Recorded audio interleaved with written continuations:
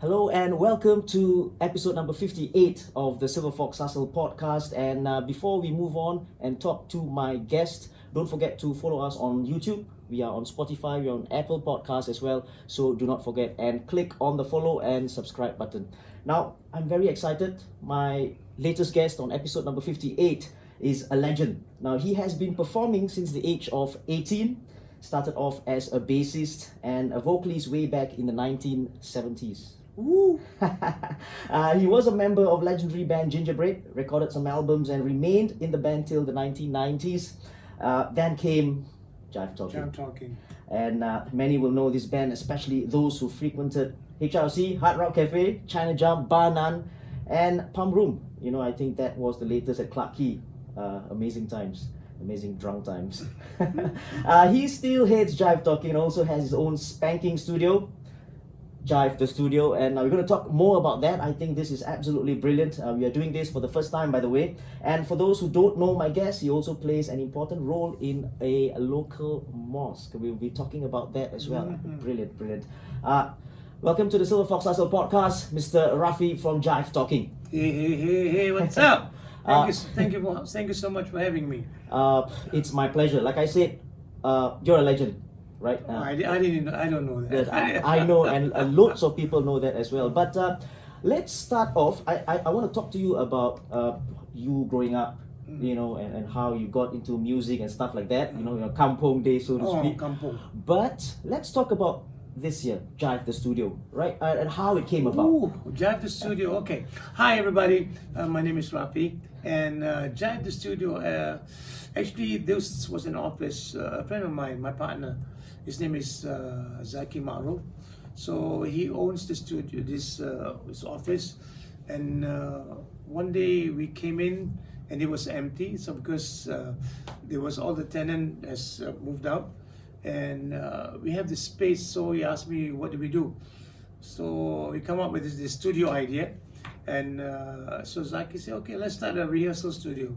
So we're having how do I say, our neighbors all over. I mean, okay. Yeah, up and down. Yep. And this is an office building. We're on the 7th floor, by the way. 7th floor. Yeah. So in between this other tenants, so we decided to do soundproofing. Okay. And that from being a rehearsal studio becomes now a recording studio, a streaming studio. So now we have the works, and so now it's Jive the Studio. We are doing everything here. Yeah, it's a proper studio with yeah. you know, tremendous facilities as well, and we talk about that. I think Mr. Raffy has a jamming coming up, a rehearsal, so to speak, later on at night this evening, right? Yep, 8 p.m. And preparing for a streaming show. Right? Streaming, so for those of you at home who are listening in as well as watching this, if you want to, you know, get in touch with Jive the Studio, you want to perform, do a little bit of jamming, I think this is the place to be at, right? So Raffy, let's go way back.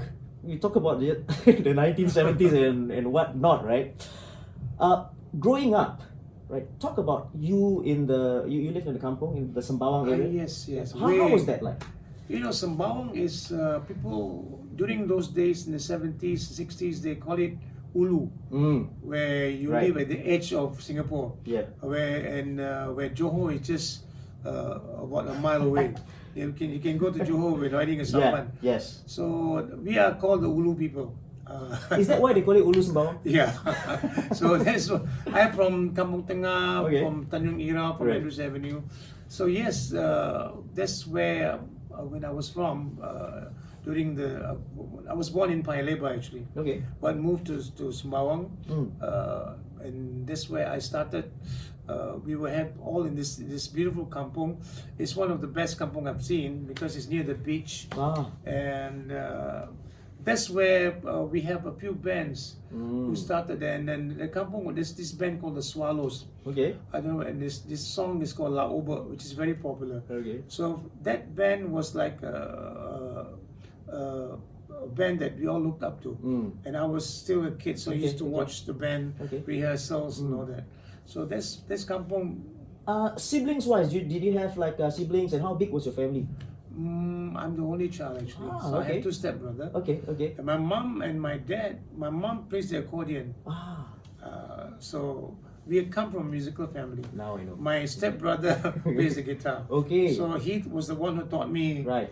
how to play the guitar. Right. The first song was House of the Rising Sun. Wow. So that's so he taught me that, and Right. my dad. So I grew up listening to Hindustani music actually. Okay. Can you sing and understand and sing? Yeah, before, but Okay. that's I started singing Hindi song, and my name Muhammad Raffy is because of that. Because my dad is a big fan of Muhammad Rafi.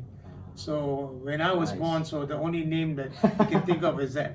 Okay. And I was forced to listen to Hindustani song when I was young. Okay. And And you know, I think you probably answered my question in terms of the next question in terms of how did you start music and how did you start learning. So you picked up the guitar from your stepbrother. my Yep. stepbrother. And just on your own, it's self-taught Yeah, basically. he taught me one song, House of the Rising Sun. Okay. A Okay. minor, C, F, D, G, and I picked up from there. So, and then he doesn't want to teach me anymore. And Why? I don't You know. got too good.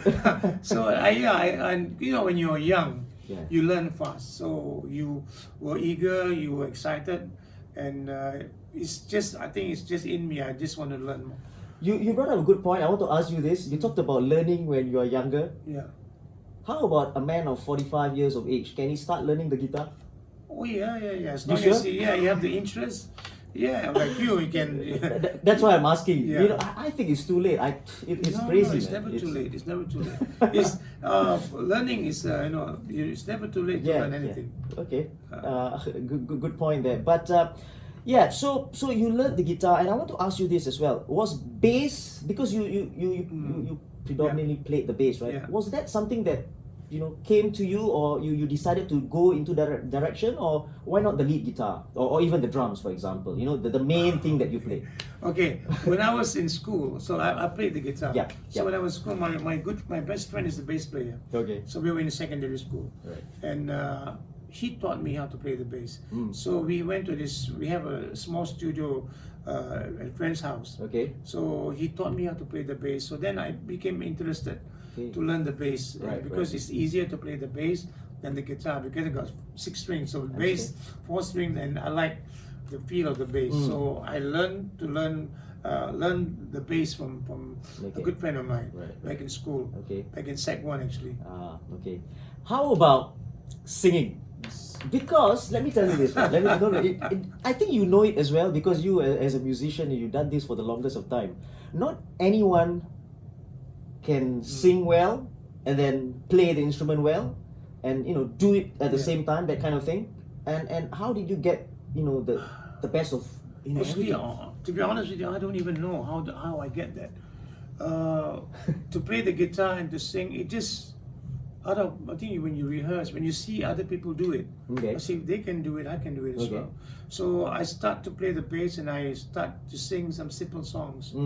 And then from there, all you need is to rehearse and practice hours after hours. That's where you get it. And Singing. yeah, How that is different. That is different. I mean, you got to maybe admit it it, right? comes from the family. My brother, my mom, they all sing. My dad, my 2 stepbrothers, they all sing very well. My brother, the one who lives in London now, he's got a voice like Piramli. And Seriously? Yes. Wow. And my brother, all of them sing. So I think it's in the genes, I guess. Okay. So we all sing, and it comes naturally, I guess. I'm sure you know of people who play the guitar or instruments who can't sing for nuts. Yes, Many, of course, there's a lot, and that's an advantage, because you can play and sing. It's easier for you to get a job. See, brilliant, good, yes, good point, right? yeah, It's a good point. Because you can do 2 things. Yeah, and you do the percussion, so you do drums as well. Percussion, yeah. All that I didn't learn from anybody. You just picked it up when you were playing. I think you got to have the rhythm, the feel of the Yes, music, I the guess beats so. and stuff, Correct, right? correct. That's Right, correct. right. Now let's talk about your tree house. I heard somewhere that you had a tree You house know in more your about me kampong. than me. Tree house. That's It's a real tree house. yeah, it's a real tree house. We built it. Wow. Okay, back in those days in Sembawang, so we live, like I say, we live near the beach. The beach just a few meters away from where I Okay. live. And that's where we started playing music. So we had this guitar tone, we call it, Yeah. acoustic guitar. And at night after school or after Maghrib, after 7 o'clock, Yeah. we will gather at the beach. Yep. And start to play the guitar. So we learn new chords, new songs. There are about 3 or 4 of us, and then we built this tree house because we want to get. Okay, this one is kind of confidential, but we were smoking before. Okay. So you want to smoke, so we want to be out from people knowing. Understand. So we had this sampan, and we will during high tide we will go in. And we have this tree house which already built. Okay. So we will spend some hours. So you have to go across to the tree. We have to be in the sampan. Okay. So we built this tree house during low tide. Okay.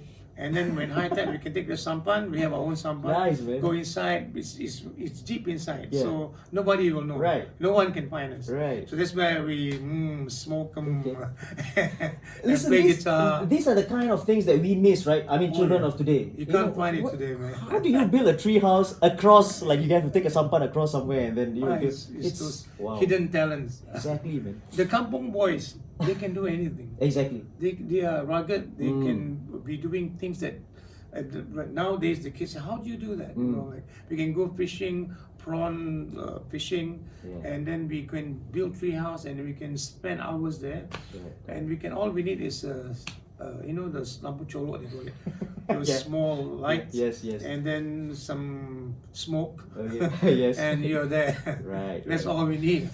Now we talk about this and your past and stuff. And it's nice, right? You know, with you know starting out with the guitar and stuff like the guitar tone and whatever, right? Looking back at that time, did you think ever at that time, right, you would be what you are today, the musician? You know, gotten big, played overseas, based in Austria and what have you, right? At that time, did you ever? No. Never. Never. I never imagined that I could go so far, as in making music my passion and my work. And I always thought that it's going to be a temporary thing, Okay. where I just play for fun. It's a hobby. But one thing lead to another, and I became serious. And because I think I love what I do. I love music and I love singing. It's a passion that I can make money with. My passion, I can earn an income, and so that plays an important role. So I said, I'll take this a step further, Right. and I told my mom, said I want to go all the way. Right. And I was actually before this, I was an apprentice in a shipyard. Okay. So a very small shipyard. So after school, my Okay. uncle said, okay, because all my family from the shipyard. Yep. So I was supposed to be an engineer. Okay. So I studied 4 years at shipbuilding apprentice. I got my diploma, Okay. and I told my mom, said, okay, can I do something that I like first? Okay. I hate my job. I hate my daytime. You told her that? Yeah, I Yeah. told her that. So okay, can I? When she was against it, music. Everybody say, first day you got no CPF. The music life is inconsistent. So you can be working, you can not be working. So nobody dare to do this. Right. But I don't know, my passion was so strong. Was that a general perception of musicians back then? Yes. Right? Yeah, you know, correct. with the long hair, long hair was banned. Yeah. You know, so it was a perception. Musician, okay, the girls love them. Okay, the bad boys, right? The bad boys. Musicians are one kind of people that I don't know. Sometimes I can't explain Okay. why we do this, and I think the music, the connection with music, is so strong that we just don't give a damn about the rest. And yeah, people were thinking when you're a musician, okay, it's hard for you to even go to to get married. Say you have a girlfriend, Yeah. and then when you normally Yeah. those days you bring them, Yeah. they will bring you to the house, Yeah. and then the parents will ask you, what do you do for a living? Musician. Musician. Okay, try to avoid. You know. Okay. So that was the perception, and look where you Yeah. been, where have you gone? I Right? guess I'm quite fortunate. Yeah. That, I've been from the 70s right up to now, I'm still doing this. Yeah. And I'm 65 now, and Wow. I'm still doing music.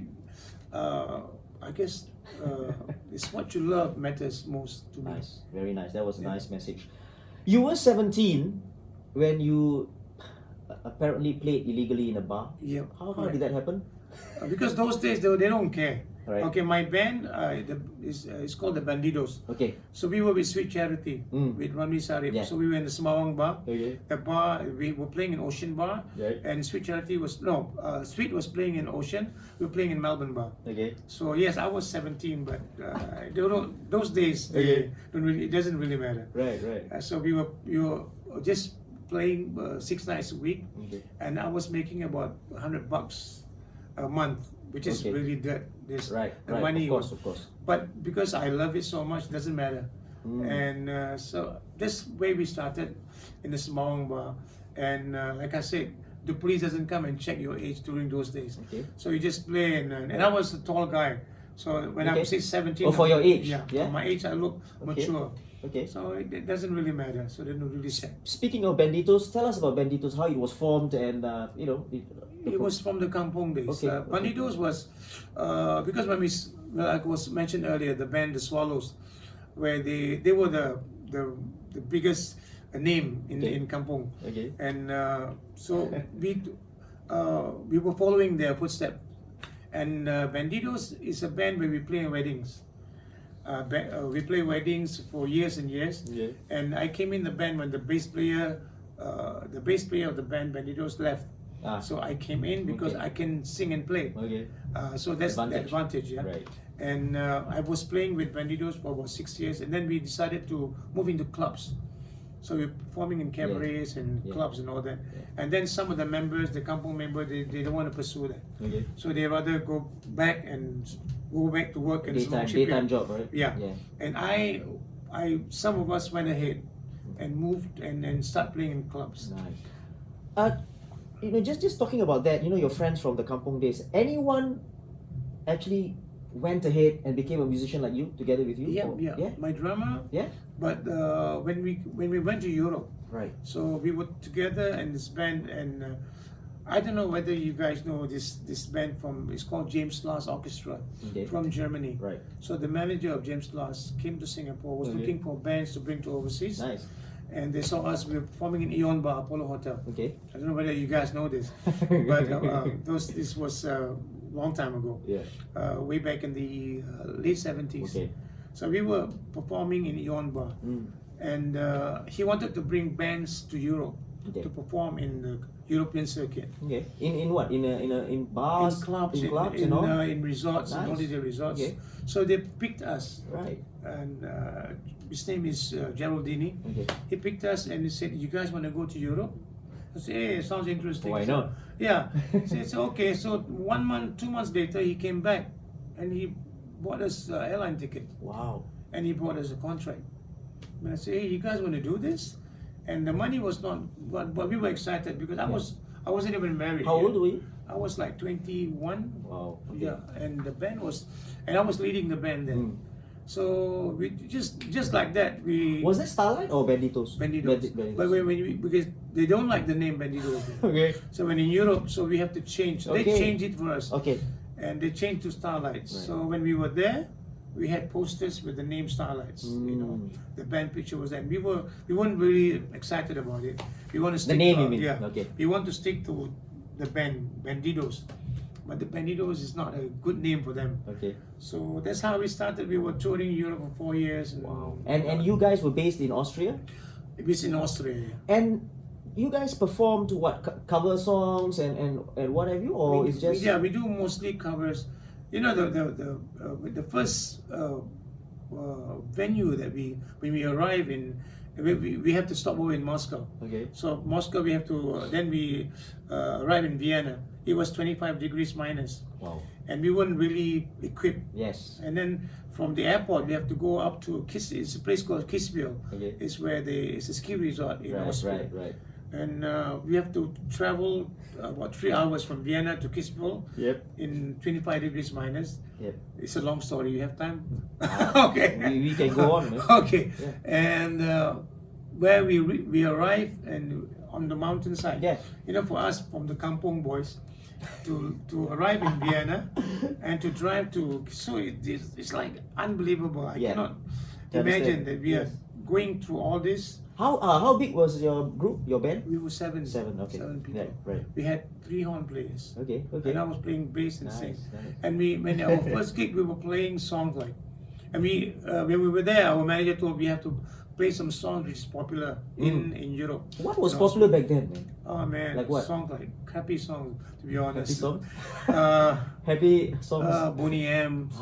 Okay. Hands up, baby, hands up, that kind of stuff. Okay. Ramo, very foxtrot. Right. And we were there, we were playing Brick House, Earth, Wind and Fire. Right. We were play that funky music. Nice. Everybody was like watching her, hey, what's going on? And that's what we were doing in Singapore. So then they say, okay, no one's dancing, and people were just watching, hey, what's going on? So the place was packed.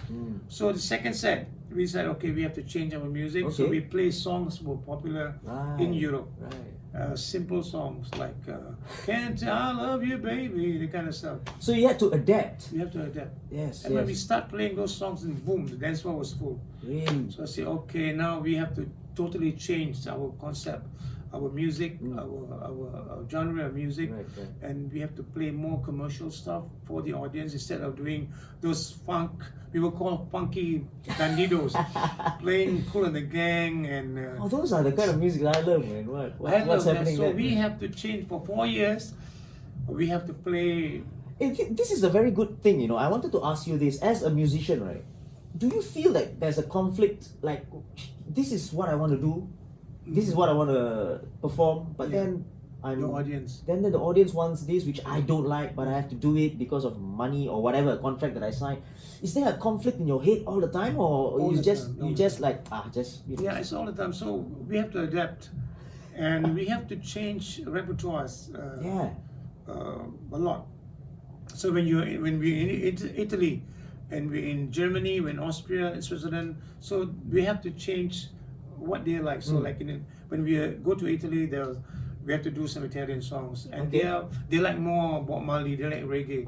We're okay with that. Yes. But like I said, sometimes what I really love, I can't really do.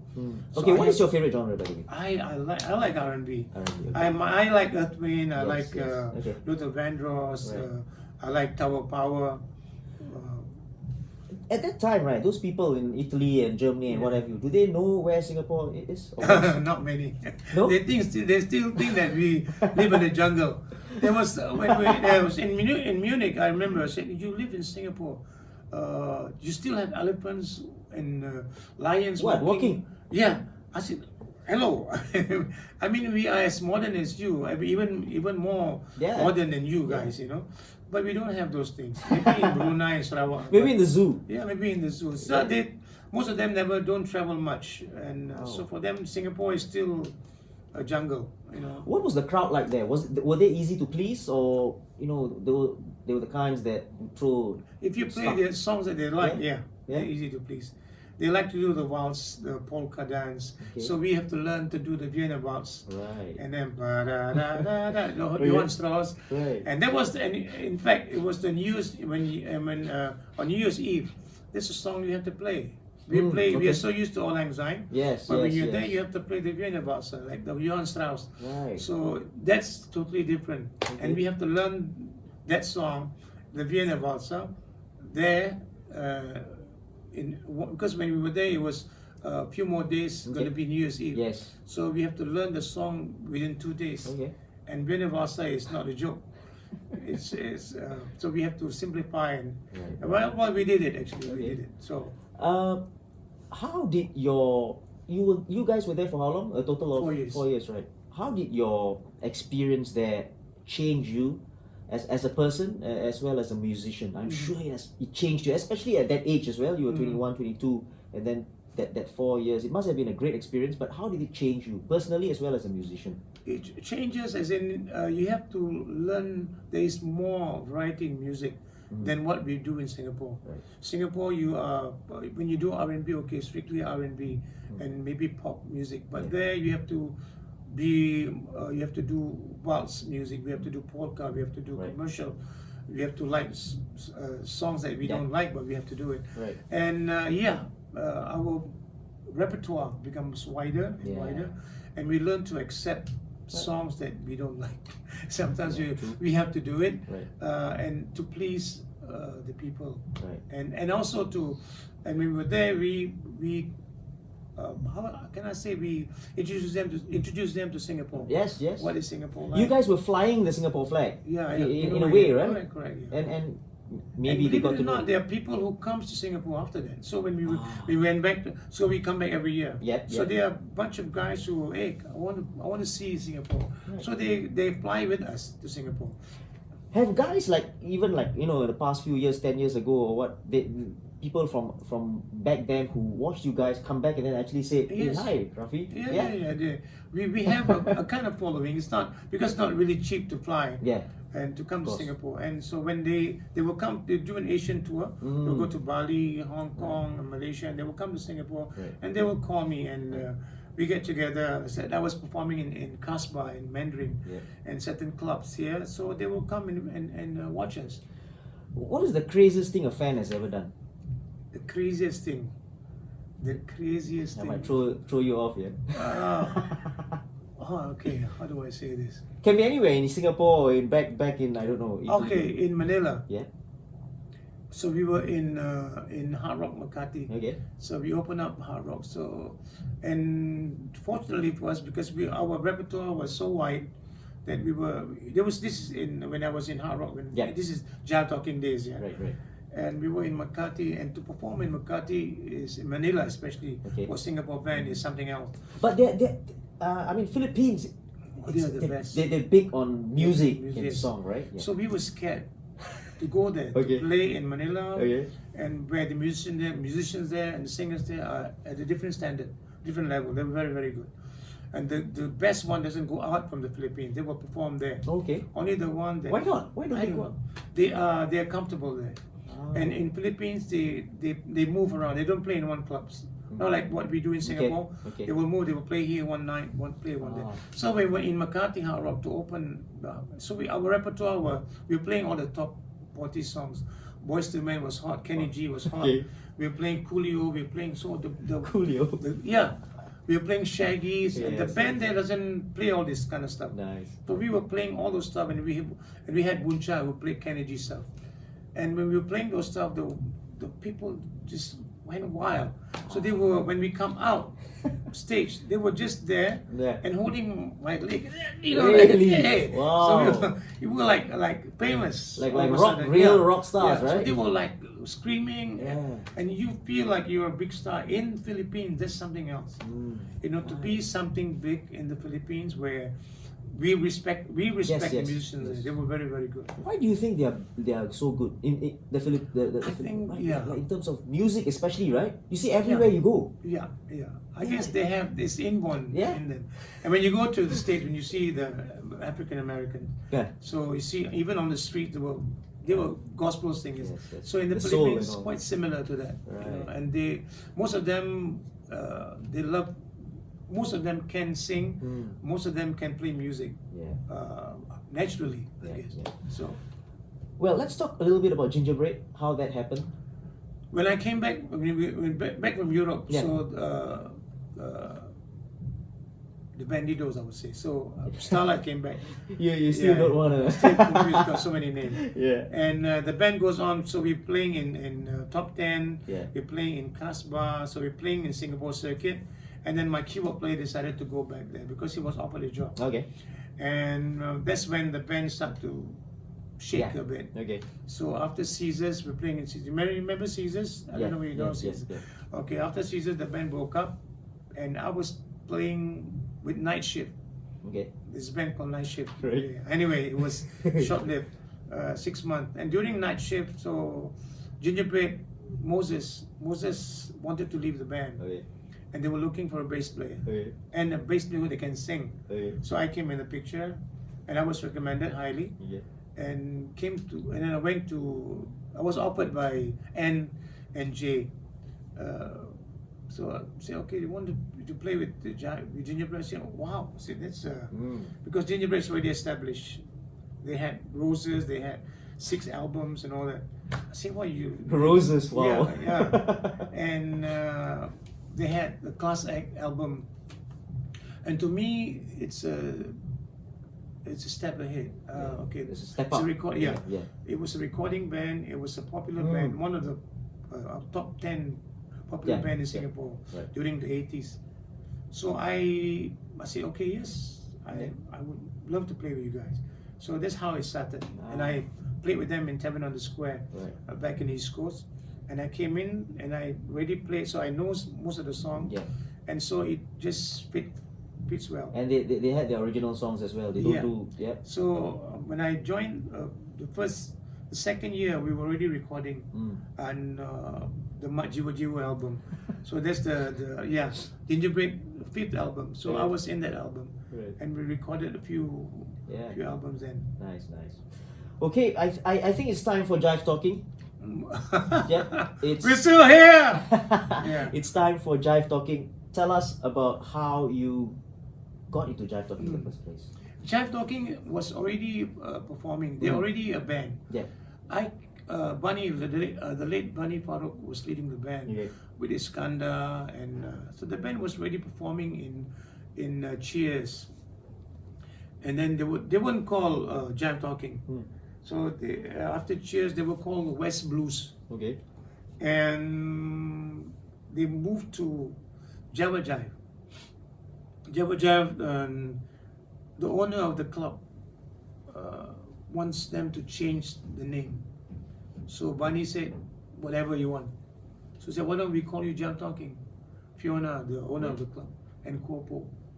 So, Where did that come? Like how? Like, Because it's Java Jive. right. Okay. So can we call you guys? Can we Okay. change you to Jive Talking? And Bunny said, whatever you want, we don't care. So as we are working. Right. So that's how the name Okay. Jive Talking came about. Okay. And we said, okay, so we call Jive Talking. And during this period, 6 months, people from Hard Rock Cafe were watching. Yeah. Because they want to bring Jive to Hard Rock Cafe. Okay. I was still with Gingerbread. Okay. I was performing Yeah. with them. We were somewhere in King's Hotel. Yeah. And when they came into Hard Rock, they don't have a front line, and they already have a bass player. But Bunny knows what I can do. I can sing. I can front the band. And Bunny said, Jive needs a front man. And that's when I came in to perform. There you go. It's an advantage, right? To sing, to do everything, right? And then that's when the percussion came in. Right. So I was a bass player with Gingerbread, and to play with Jive Talking, and I have nothing, normally I'm so comfortable with the bass. So let's say, okay, let's put a percussion there and play. So I just picked up percussion from there. So I was fronting the band, singing, and play percussion at the same time. That's like doing it on the job, right? Yeah. Wow. It's impromptu. The first time I came in, so they called me. I was upstairs, second floor. Yeah. And Albert To, the manager, the GM of, said, Raffy, why don't you go there and sing one or two songs? So I came up and I sang, jam with them, played that funky music, Wow. Stand By Me, those. And then immediately, hey, when can you start? I said, hey, I'm still with... You passed. Yeah, I'm still with Gingerbread. But I like the band. And I saw Jive Talking. So how did like Gingerbread just let you go? No, dude. Wow. That's another story altogether. Okay. That's, So there was a tussle. yeah. Oh, I didn't know that. So I'd rather not talk about that. Yeah. So but it did end up with you Yeah. going over. Yeah. Yeah, so like when a transfer. I saw Jive Talking, I liked what they were doing. I like the concept. I like to see Bunny Farooq, the song which they do. Yeah. And we had a saxophone player, Bunchai, and Jeffrey was there. Jeffrey, yeah. So and I saw the band and I just liked them. Right. And when I sang with them, I feel comfortable, and I feel like I'm part of the band already. Is the band still together in terms of the same lineup? You mean Jive Talking? Yeah. Together, yes, but lineup not Different? the same. Yeah, we have different lineup. Okay. When Bunny passed away, so when Bunny left the band first, after 5 years, 95, and they picked me. They asked me to lead the band. To front, yeah. So that's when I became the band leader of Jive. Yeah. And I was leading the band until today. And when Bunny passed away, we just carry on. Okay. So the original members is still like Iskandar, my bass player, myself. I can say original. So I came in the band at very early. Of course. And we have Eddie now, Eddie Cradle, who plays the guitar. We have Fairuz on drums, and we have Indra Sharil, who plays the keyboard now. Because Eduardo has to go back to the Philippines because of this COVID situation and all that. So nice. And I want to talk to you about HRC, Hard Rock Cafe, because obviously it's Hard Rock Cafe. It's legendary. You know, there's a couple of places in the world with Hard Rock Cafe, and I used to go there a lot. Really? To watch you guys. I used to go How there. old are you now, bro? Now? I'm 45. 45. So I used to go there a lot during my NS time. You know, book out. It's Hard Rock. I remember. So so you the guys. queue was very long those days, yeah. Very much so. So tell us about the crowd, the place itself, I and loved it. you know, I loved it. How was it? I love Hard Rock Cafe. The first 5 years of Hard Rock Cafe, we had it's like every weekend you have to queue to get in, and from you know it was a cafe there, and the queue can be people can be queuing for an hour or so just to get in. I don't know why.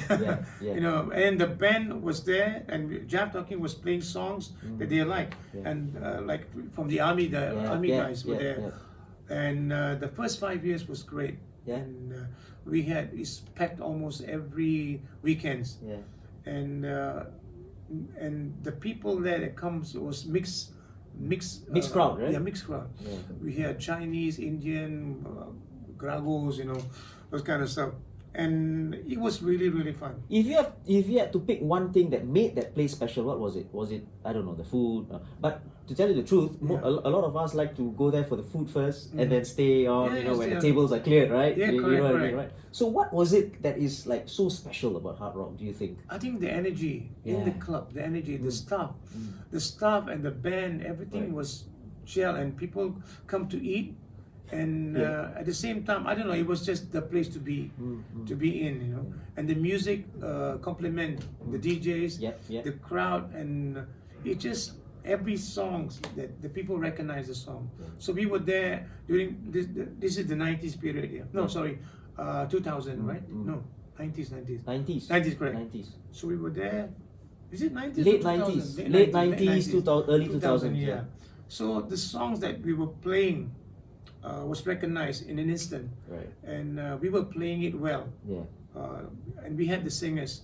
We had Barney, we had Jeffrey, we had Skandar. So we were playing all the top tens in Singapore, where the song was so popular, and it gelled with the crowd. So the crowd loves the song that we were doing, and that's how we became popular, I guess. And you shared the stage with a couple of big names. Big names, right? Toto is one of them. Toto, we had Kenny G as well. We had James Ingram, we had Gloria Estefan, Miami Sound Machine.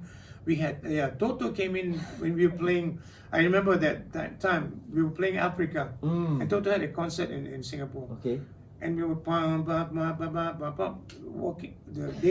walking the door. They came straight to the stage, and he was looking at Eduardo, and everyone was doing this.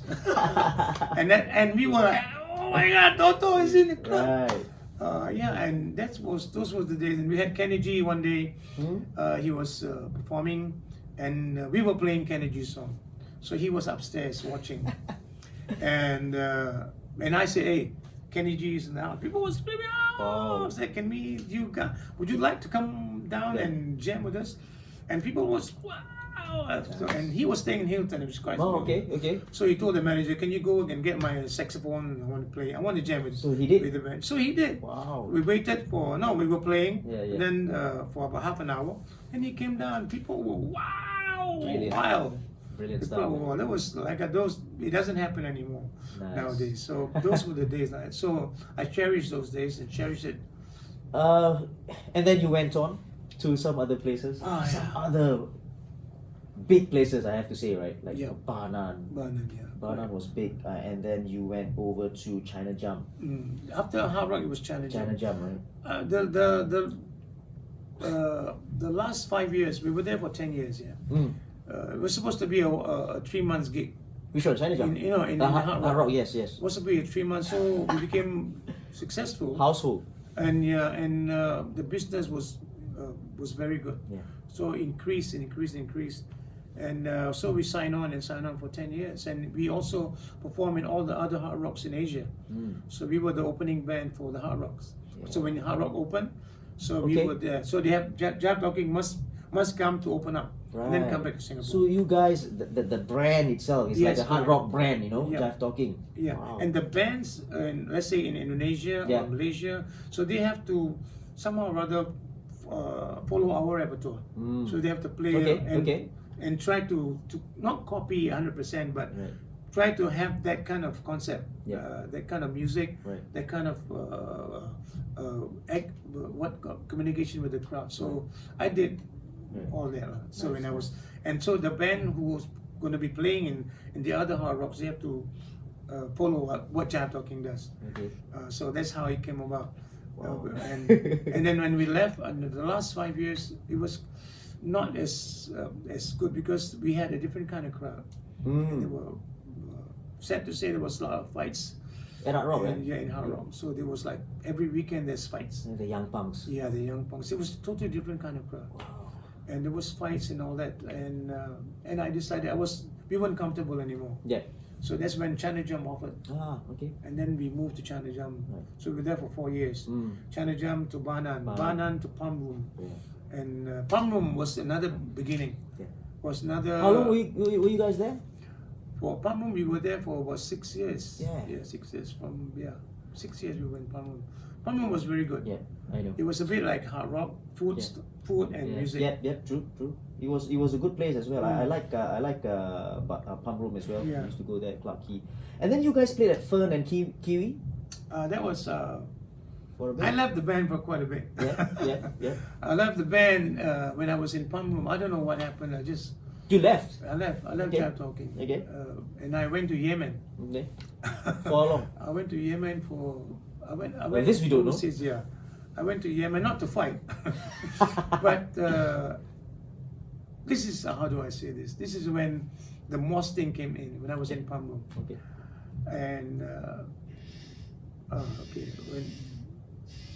And when I was in Yemen for a while, and then I left the band. Right. And so they left Palm Room. Right. So they went to work in Aquanova. Oh yes. Aquanova. Okay. And when I came back, and they want me to come back to the band. Right. I said, okay, I don't want to come back, but I don't want to work 6 nights a week anymore. I'm tired. And I'm getting old, blah, blah, blah. Yep. So I don't mind to work a few nights a week. So then that's when Fun and Kiwi came about. Okay. And and even the band doesn't want to work every night. Okay. So maybe maximum 4 nights. Okay. So that's when Fun and Kiwi came out. So I said, okay, I don't mind to perform with you guys again, but it's got to be 2 or 3 nights a week maximum. Right. Not more than that. Nice. We will talk about the mosque thing later on. I think that will be very interesting. It's a very interesting story, right? How about this Tin Box Retro? What is this about? Tin Box, okay, this is new. Tin Box is very new. Right. So when we left, when COVID happened, we were in hard rock, so we were not working. So everything closed down. Yeah. So Tin Box, Adrian is a friend of mine as well, so offered us to perform in Tin Box. And before that, there was Capitol. They took over Capitol. Yeah. So we did some concerts there. We did 2 shows there with Kumar and also with some Malay artists. So we did 2 successful shows there. Yeah. And then when we were signed to Tin Box. Okay. But they expect to open in this year. Yeah. In October or September, but it doesn't happen. Right. Didn't happen, and because of COVID, so we were just like that. Caught like that in the middle, right? It's a good way or good seg to the next point I wanted to make about, right? In general, how hard has the pandemic hit you guys? Oh, very hard. Very hard. Very like, hard. It's ridiculous, right? It's ridiculous. It's ridiculous, and it's a life-changing experience for us, for most of us. Right. So we have to adapt. And I thought it's going to be a temporary thing, maybe a few months. Yeah. It went on to be a year, and then now it's coming more than a year, 2 years. Yeah. And we have about 24 to 26 shows, big shows, corporate events, and all that gone. And we travel. We travel to Bali or to with DHL to do shows there, and all that gone. So financially. so what have you guys been doing in trying to cope with this at least? Like, I do Grab sometimes. yeah, okay. So yeah, That- I had to adjust. Most of us had to adjust. So we had to look for a daytime job. Yeah. And it's really tough because what we earn doing being a musician and what we earn doing, like say delivery or Yeah. Grab or doing so-called work at the hospital, Yeah, yeah. doing vaccination thing, Okay.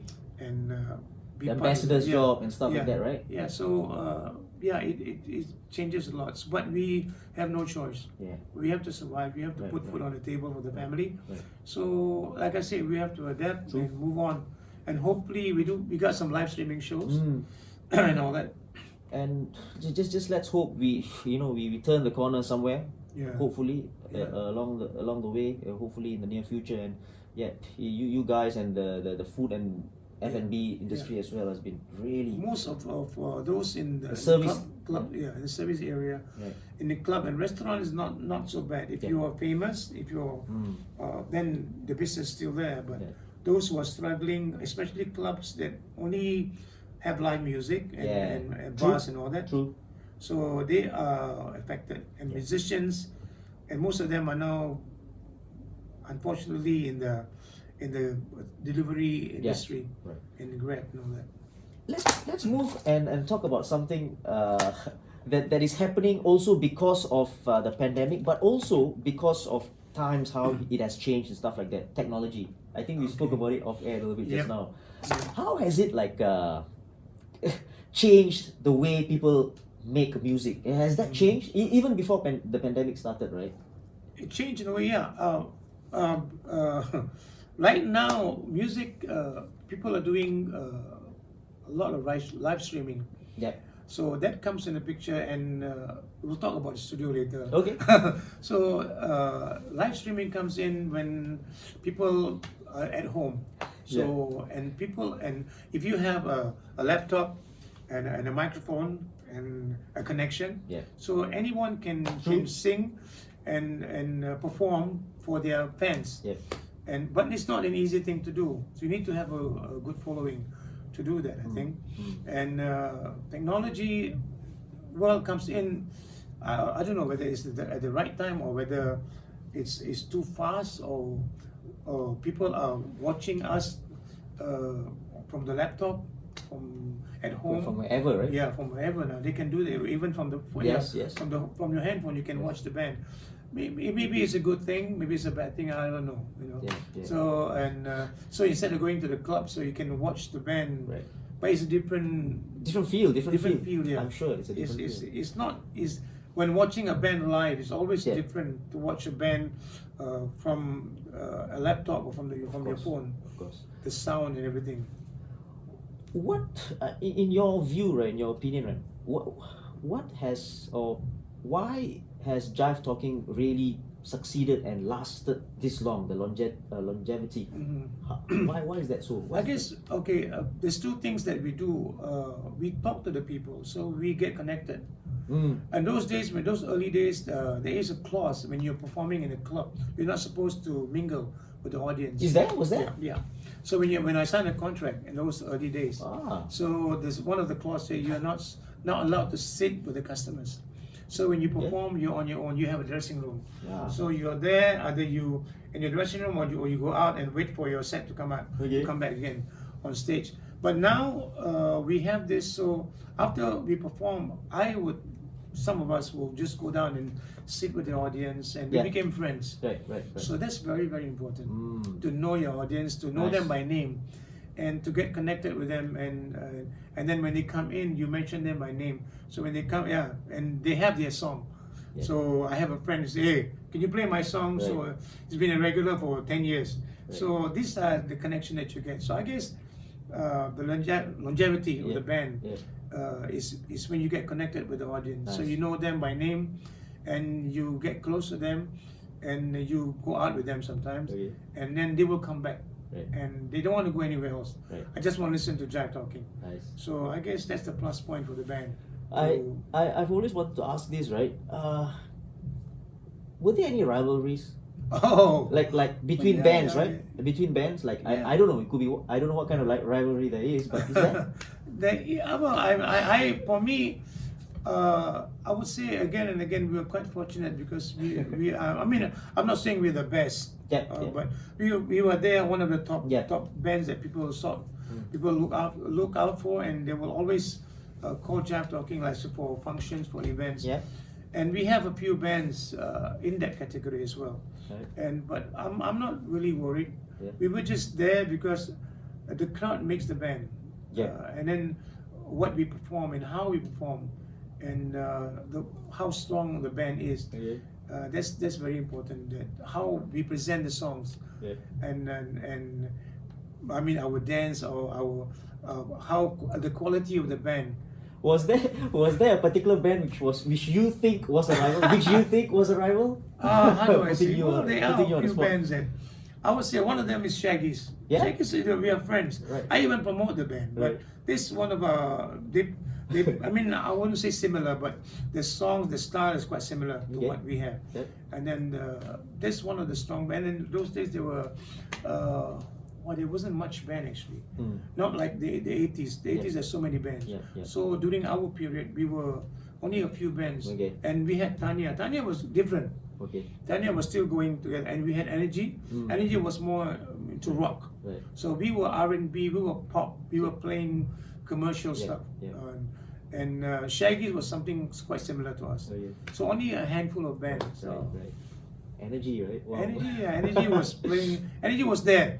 So it's just Jive Talking, Energy, Shaggy's. These are the Right. few Tanya. Yeah, These yeah. are the few household name they call it. Right. So this is the band that people will go and watch. Were there any bands that you looked up to? There were rivalries, but any band like maybe you think, oh, this band is During my time, not really. Yeah? You guys were already there. I wouldn't say I guess that's not a band that tried to have similar repertoire to Jive. Yeah. And but it doesn't matter. I'm always, if I play songs that we play. I mean, those were not our songs. We don't write them. Right. So we are a cover band. Right. So it's how we do the song. Maybe it's a bit different. Yeah. And This brings me to a good point because one of my friends asked me to ask you. You guys are like there in terms of performing and performance and a party band, so to speak, in clubs and HRC and whatever. Have you all ever thought of during that time, not now, but at that time when you were big and stuff, trying to write your own songs? we did actually. We had an album actually. Okay. It was funded by Hard Rock Cafe. Yeah. But it was only for sale in the Hard Rock circuit. So it's a 4-song thing. Right, right, It's right. not. Okay. It's not really. So you wrote them? I wrote. Yeah, I wrote one song. Iskandar wrote one song. All in English, Oh right? yeah, all in English. Okay. And Bani so it's all original songs. Nice. And maybe we're gonna redo it again. So since we have the studio now. Oh, okay. Why not, So man? maybe we'll redo the song and then publish it or put it on Spotify or something like that. Any thoughts about current bands at the moment? What band?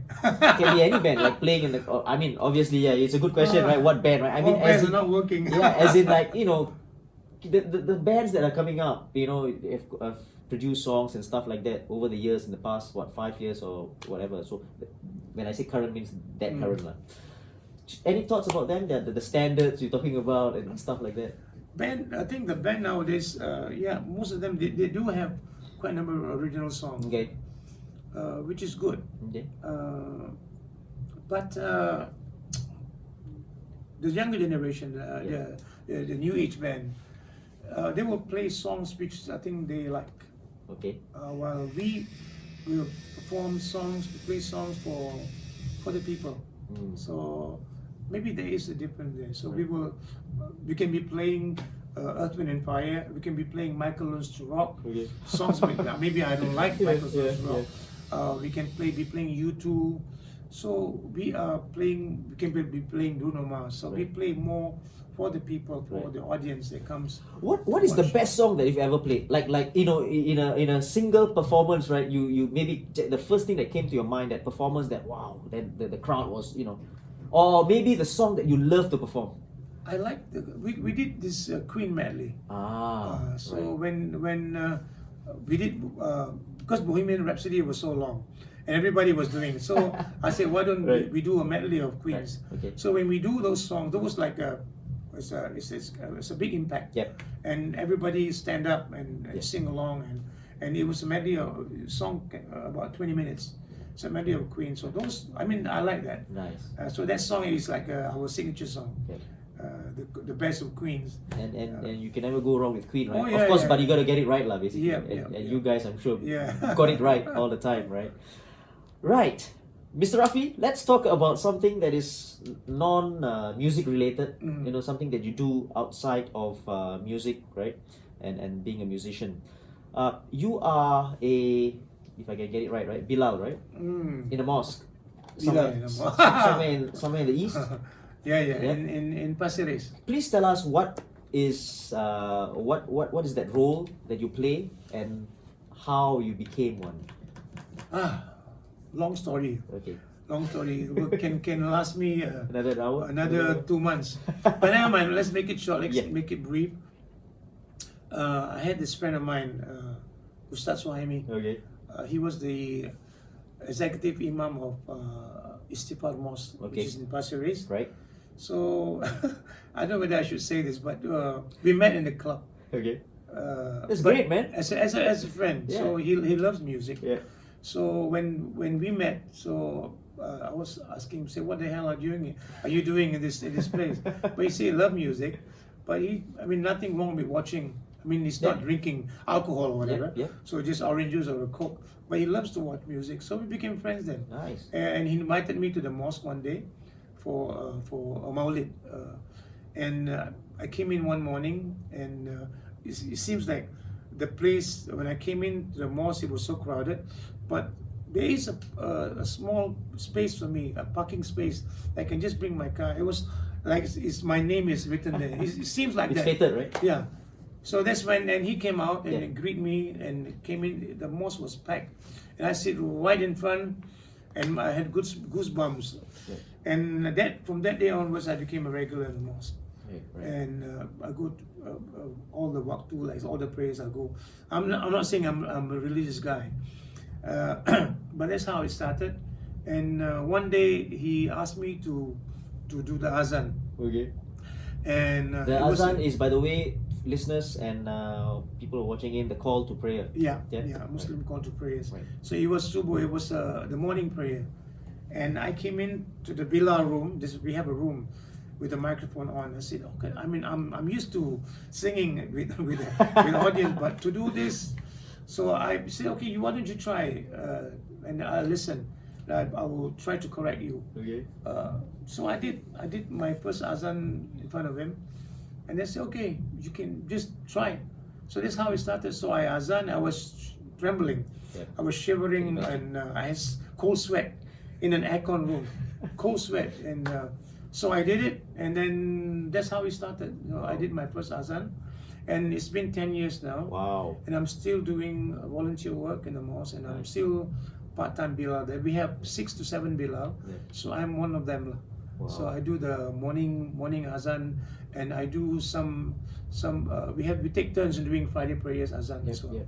So alhamdulillah, I'm there until now. I think we spoke off air as well. It's a huge responsibility, isn't it? It is, but especially because in religion, I mean, people will, when you do azan, people will listen to you closely. Not like when you're in a club.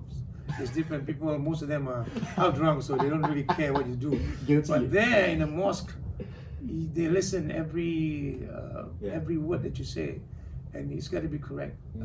All makhraj and all how you pronounce and how you azan. So, and then what I do in the mosque. I mean, I love doing it. Nice. And even though it can be long hours at times, but I love it. Brilliant, Raffy. That was great, and then obviously something out of performing in front. Now you're so-called performing in a different way. It's brilliant. Raffy, before we go, right? any advice for any again, you're going to talk about bands coming up, it's tough now with the pandemic and what have you, right? But any advice for performers coming up or trying to make it in a band, you know, as a musician, you know, any advice for them? My advice is, if you have the passion, if you have the ability, the knowledge to play music, yes, but don't just stick to playing the guitar. Learn maybe to produce, to write songs, Nice. you know, and then don't take music as a career. I mean, if you want to take it as a career, it's okay, fine, but do other stuff, because in Singapore, it's you need to have something else to back you up. And like, for instance, like what's happening now in the pandemic, so there are no place for you to perform. Yeah. And if you have something, other experience beside music, it's good to have to play music, Right. to have a knowledge, and expand your talent, Yeah. and go into songwriting, go into streaming, Yeah. and learn to play other equipment as well. Yeah. Maybe even learn how to do sound mixing. Yeah. So there's a lot of things in music, not just playing guitar Right, and sing. right. But if you can do that and do others as well, fine. And proceed. Go ahead. That's great advice, especially you know, I came into this studio, and sometimes we don't know the people who are actually running the show, Yeah. and they're actually not us, Yeah, yeah. right? You know, Correct. people Agree. fixing cables Yeah. here and doing this and doing that, and they are those are skills that Yes. you have, you know, Yeah. and if you can sing, why not? If you can Yeah. play the guitar or whatever, why not? That's brilliant stuff, Raffy. Great advice. Before we go, tell us about Jive the Studio. Jive the Studio is not even officially open, but hey, we are in the process of the studio is always already completed. So Jive Studio is a collaboration. This is belongs to a buddy of mine, my close friend Zaki Maruf, and he owns the property. He owns it. So I came in as a partner. I don't come out any cent. I mean, I only bought in a few guitars, but he's kind enough to bring me in, and we started this thing together. So we started supposed to be a rehearsal studio, but now we end up spending more and more and more. So we make it soundproof. So now it's a recording studio, rehearsal studio. Yeah. Now we're doing podcasting with you, great. and then we're gonna do live streaming. Events. Yeah. We do events here as well. So it's limitless. There's a lot of things Nice. we can do. We have the size, we have the space to do whatever that exactly. you know, Yeah. it's allowable, of course. And we also have recording. We have a vocal booth, Yeah. and we're gonna do all that. So, listeners, if you're listening in and if you're watching this on YouTube as well, I think I will leave Raffy's number on the link below on the podcast or wherever you are watching and listening to this on. And I hope you don't mind, Raffy, Sure. sharing your number. Of course. You don't want to get prank calls. Of course, no problem. No problem. I'd love to. Right. So yeah, you know, hook up with Raffy, and he'll probably give you a good deal. You know, having a jam session or whatever. All right. Thank you again, Mr. Raffy. Thank you, sir. For being here, for sharing your story with Jive Talking, and of course your kampong days as well. It was great knowing about those stories. Before we go, please follow us on YouTube. We are on Spotify. We are on Apple as well. And click on the follow and subscribe button. So this has been episode number 58 of the 58. Silverfox. Yep, 58 of the Silverfox Hustle podcast. Rock and roll. Yeah. Till we meet again. See you and ciao. Cheers.